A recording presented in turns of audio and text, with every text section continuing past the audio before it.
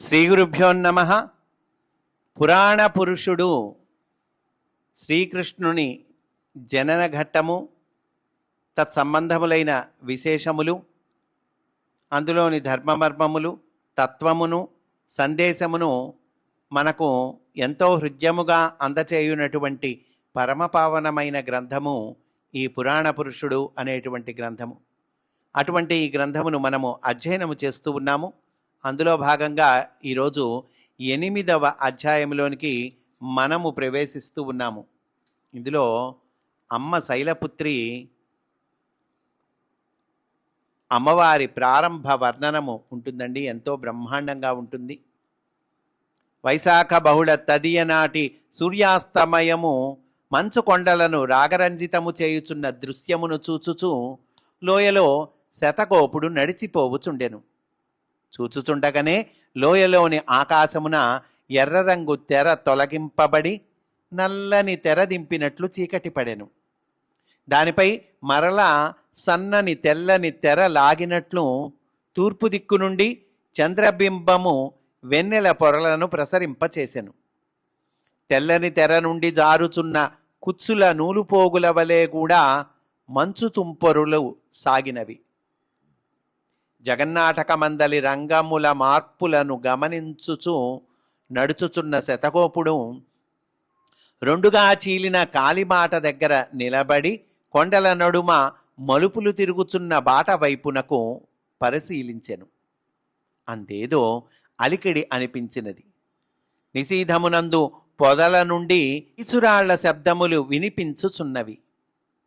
మంచుగాలులు తాకిన అతని బంగారు మేనిఛాయ పాదరసమున ముంచినట్లుండెను. కొండగుబురుల నుండి తటాలున సింహగర్జనము వినవచ్చెను. శతగోపుడు ఆనందముతో విప్పారిన నేత్రములతో మార్గమునకు ఎదురు చూచెను. ఒక పెద్ద సింహము తలయూపి జూలు విదలించుచూ ప్రవేశించి నోరు తెరచి ఆవులించెను. కోరలు 4 చంద్రవంకల వలె మెరసినవి. ఆ సింహము వెనుక ఒక 18 వత్సరముల ప్రాయము గల యువతి పులిచర్మము వస్త్రముగా కట్టుకొని ఒయ్యారముగా నడచి వచ్చుచుండెను. ఒక చేతిలో కమండలువు, జపమాల, మరి ఒక చేతిలో త్రిశూలము. వేసమును ఊర్ధ్వబంధనముగా ముడిచి సింధూర తిలకము ధరించిన ఆమె త్రిశూలము పట్టుకొనిన హస్తముతో సింహము వీపు నిమురుచూ వచ్చి నిలబడి మందస్మితము చేసెను. శతగోపుడు భుజములపైనున్న ఉత్తరీయమును తీసి నడుమునకు బిగించి సాష్టాంగపడి నమస్కరించి ఇట్లనెను. ఎవరండి శైలపుత్రి అంటే? అమ్మవారండి, పార్వతీదేవి. ఏమంటున్నాడు? తల్లి శైలపుత్రి, ఏమి ఈ అపూర్వ దర్శనము అనగా శైలపుత్రి అంటున్నారు. ఇది పూర్వదర్శనమే. నాయన సనత్సుజాత. ఏమంటున్నారండి అమ్మవారు? నాయన సనత్సుజాత అంటున్నారు. అంటే ఈ శతగోపుడే సనత్సుజాతుడండి. సనక సనందన సనత్కుమార సనత్సుజాతులు ఉన్నారు కదండి. ఆ సనత్సుజాత మహర్షి ఈయన ఇదిగో ఇప్పుడు శతగోపుడిగా అవతారం ధరించాడు. ఈ కృష్ణ అవతార దివ్య ప్రణాళికలో తన వంతు పాత్రను తాను పోషిస్తూ ఉన్నాడండి. ఇది పూర్వదర్శనమే. నాయన సనత్సుజాత, దేవకీదేవి గర్భమున పురాణ పురుషుడు అవతరించునని వినియుంటివి కదా. అతడు నిర్వహింపబోవు జగత్కార్యములు 2. అందు ఒకటి భూభార నిర్వాపణము అనగా సంహార క్రియ. రెండవది ధర్మ సంస్థాపనము. ఇందు నాకు కూడా కొంత భాగమున్నది.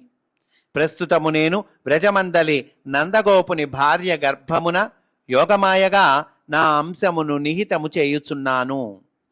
పురాణ పురుషుడన్నను నేనన్నను దేహములే వేరు గాని వెలుగు ఒక్కటే. ఇది ఇంపార్టెంట్ పాయింట్ అండి. పురాణ పురుషుడు వేరు, అమ్మవారు వేరు కాదు. దేహములే వేరు కానీ వెలుగు ఒక్కటే అంటున్నారు అమ్మవారు. అట్లు కల్పింపబడిన మా దేహములు స్థానములు మార్చబడును. నేను వానికి మారుగా కారాగృహమున ప్రవేశింపవలసి ఉన్నది. అటుపైన నేను మరలా కైలాస శిఖరమునకు తిరిగి వచ్చేదను. లీలార్థమై పురాణ పురుషుడు శంకరుని గూర్చి తపస్సు చేసి నా చిత్కళను ఆకర్షించును. అంటే ఈ కృష్ణస్వామి మళ్ళీ శివుణ్ణి గురించి తపస్సు చేసి పుత్రుణ్ణి పొందాడు కదండి, ఆ విషయం చెప్తున్నారండి అమ్మవారు. లీలార్థమై పురాణ పురుషుడు తర్వాత కాలంలో శంకరుని గూర్చి తపస్సు చేసి నా చిత్కళను ఆకర్షించును. అప్పుడు సనత్సు జాతుడు అంటున్నాడు, నా కర్తవ్యమేమి అంటే ఆవిడ చెప్తూ ఉన్నదండి, ఈ బదరికాశ్రమము, అక్కడికి వెళ్ళాలి, 3 మాసములు చేయవలసిన విధానము, అదంతా ఇప్పుడు శైలపుత్రి అమ్మవారు చెప్తారు. ఈ దారి వెంట పర్వత శ్రేణిని అధిరోహింపుము, తెల్లవారుసరికి బదరికాశ్రమము చేరగలము. అచ్చట కొందరు బ్రహ్మచారులు వేదాధ్యయనము చేయుచుందురు. వృత్రాసుర వధ కథను వర్ణించునట్టి రుక్కులను అధ్యయనము చేయుచు 3 మాసములు క్షీరధారలతో తర్పణము చేసి నేతితో హోమము చేయుమని ఆ బ్రహ్మచారులకు నా మాటగా ఉపదేశింపుము. తులసి, మంచి గంధము, వట్టివేరు సమిధలుగా వారు హోమము చేయవలెను. ఈ దీక్షలో అంతరిక్షము నుండి దివ్యములైన దేహాణువులు ఉద్భవించును. అవి దేవకీ గర్భమున ఉన్న దేహమునకు సప్తధాతువులై పుష్టి చెందును. ఏమంటున్నారండి? స్వామి కొలువుండబోయేటువంటి దేహము అంటే సామాన్యమా కాదుగా. కనుక ఆ దేహము ఎలా ఉండాలి? స్వామి కొలువు తీరి ఉండాలంటే దానికి తగ్గట్టుగా ఉండాలి. అందుకోసము వీళ్ళు ఏర్పాట్లు చేస్తూ ఉన్నారండి. మీరు హోమం చేయాలి, దానివల్ల ఏమొస్తుంది? అంతరిక్షము నుండి దివ్యములైన దేహాణువులు ఉద్భవిస్తాయి. ఈ ఉద్భవించిన దేహాణువులు ఎటువైపు వెళ్తాయి, ఏమి చేస్తాయి అంటే కనుక దేవకీ గర్భమున ఉన్న దేహమునకు సప్తధాతువులై పుష్టి చెందును. దేవకీ గర్భమున ఉన్న దేహమునకు సప్తధాతువులు ఎట్లా వస్తాయి? అదిగో ఈ దేహాణువుల నుండి వస్తాయి అంటున్నారండి. ఆ ధాతువులతో పుట్టిన సుగంధమయమైన దివ్య శరీరము ఈ పురాణ పురుషునకు ఉపాధిగా పనిచేయవలెను. రాబోయేటువంటి పురాణ పురుషుడు, ఆయనకు ఉపాధిగా ఉండేటువంటి దేహము ఎంత పవిత్రం అవ్వాలండి, సామాన్యమా? అందువల్ల వాటికి సంబంధించిన ఏర్పాట్లు చేస్తూ ఉన్నారు. అట్టి శరీరముగాన అంతరిక్షము నుండి వికాసమందిన మనస్సు సత్వశుద్ధి కలిగి దేహపోషణమునకై పాలు, పెరుగు, వెన్న ఆహారముగా స్వీకరించును. తర్వాత ఈ దేహానికి ఆహారం ఏంటండి? పాలు, పెరుగు, వెన్న. వీటి వల్ల ఏమొస్తుంది? సత్వశుద్ధి వస్తుంది అంటున్నారు.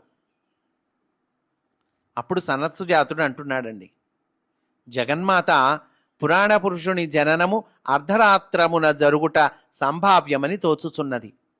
మేమందరము కావలి వారిని వశపరుచుకొని త్రిప్పలు పడుట కన్నా వారికి నిద్రవేళ అయినచో మాకు అనుకూలము. అందరు నిద్రపోయేటువంటి సమయం అయితే మాకు అనుకూలం కదా, ముఖ్యంగా కావలి వాళ్ళు నిద్రపోయే సమయం అయితే అనుకూలం కదా అంటున్నాడండి. అందుకు శైలపుత్రి అమ్మవారు అంటున్నారు, నిత్యము జీవులకు నిద్రను ఉపదేశించున్నది నేనే కదా, భయపడకుము అనగా సనత్సు జాతుడు అంటున్నాడు. ఈ భరతభూమి పురాణ పురుషుని సాన్నిధ్యమును అనుభవించినను చిరకాలము వృద్ధి రాజ్యముగా వర్ధిల్లవలసినదేనా అంటున్నాడండి. అంటే ధృతరాష్ట్రుడు గ్రుడ్డివాడు కదండి. అమ్మా, ఈ భరతభూమికి ఇదిగో ఈ గ్రుడ్డి రాజ్యముగా ఉండాల్సిందేనా అంటున్నాడండి. అందుకు అమ్మవారు అంటున్నారు, ఆ గ్రుడ్డివానిపై నీకెందులకు అనాదరము, వాడును నాకు మీ వంటి వాడే కదా. ఇది చాలా ఇంపార్టెంట్ పాయింట్ అండి. కొంతమందిని చెడ్డవాళ్లను, కొంతమందిని మంచివాళ్ళు అంటుంటాం మనం. కానీ ఈ మంచివాళ్ళు అమ్మవారి పుత్రులైనట్టే ఈ చెడ్డవాళ్ళు కూడా అమ్మవారి బిడ్డలే. అందరూ ఆవిడకి బిడ్డలే. నువ్వు చెడ్డను, మంచను, లేదా ఏ రకమైన భేదం చూపించిన ఆ మతవను, ఈ మతవను, ఈ కులవను, ఆ కలవను, గొప్పవాడను, ధనికుడను, పేదవాడను, ఎవరైనా అందరూ ఆవిడ బిడ్డలేనండి. కనుక ఆవిడంటోంది, ఆ గ్రుడ్డివానిపై నీకెందులకు అనాదరము, వాడును నాకు మీ వంటి వాడే కదా. ఈ సంకోచము క్షాళనమొగుటకు నీవు ఒకనాడు ఆ గ్రుడ్డివాని ఇంటికి నడచిపోయి బ్రహ్మోపదేశము చేయవలసి ఉన్నది. అంటే ధృతరాష్ట్రునికి తర్వాత కాలంలో ఈ సనత్సుజాతుడు ఉపదేశం చేస్తాడండి, బోధ చేస్తాడు. సనత్సు జాతీయము అంటారు. అదే చెప్తున్నారు అమ్మవారు. నువ్వు తర్వాత కాలంలో వెళ్ళి ఆ గ్రుడ్డివానికి బ్రహ్మోపదేశము చేయవలసి ఉన్నది. ఆ ఉపదేశము వాని యందు వ్యర్థమగును, లోకమునకు ఉపకరించును. పురాణ పురుషుని ఉపదేశములతో పాటు నీ ఉపదేశమునకు కూడా స్థానమున్నది.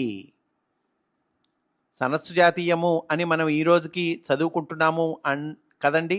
అందువల్ల అమ్మవారు ఏమంటున్నారు, అయ్యా నీ ఉపదేశము వాని యందు వ్యర్థమవుతుంది, లోకమునకు ఉపకరిస్తుంది అంటున్నారండి. అప్పుడు సనత్సు జాతుడు అంటున్నాడు, పురాణ పురుషుని వసుదేవుడు కొనిపోవలసినది ఎచ్చటికి అనగా అమ్మవారు చెప్తున్నారు, ఇంకెచ్చటకు కొనిపోవును, చిరకాలము నుండి నందగోపుని అభిమానించి శిక్షణమిచ్చుచున్నాడు కదా, ఆ శిక్షణము ఎందులకో అతనికే తెలియదు. అంటే వసుదేవుడు ఈ నందగోపుడికి శిక్షణ ఇస్తూ ఉన్నాడు కదండి, అదండి. అప్పుడు సనత్సు జాతుడు అంటున్నాడు, అయినచో వసుదేవునితో నీ మాటగా చెప్పమందువా అనగా శైలపుత్రి అంటోంది, కల్పాంత బ్రహ్మ విద్యా స్వరూపులైనను మీరందరూ లోకజ్ఞతలో పసిబాలురు. ఎంతటి బ్రహ్మ విద్యా స్వరూపులు మీరు, సామాన్యులు కాదు. సనత్సు జాతుడు సామాన్యుడండి, బ్రహ్మ విద్యా స్వరూపుడు.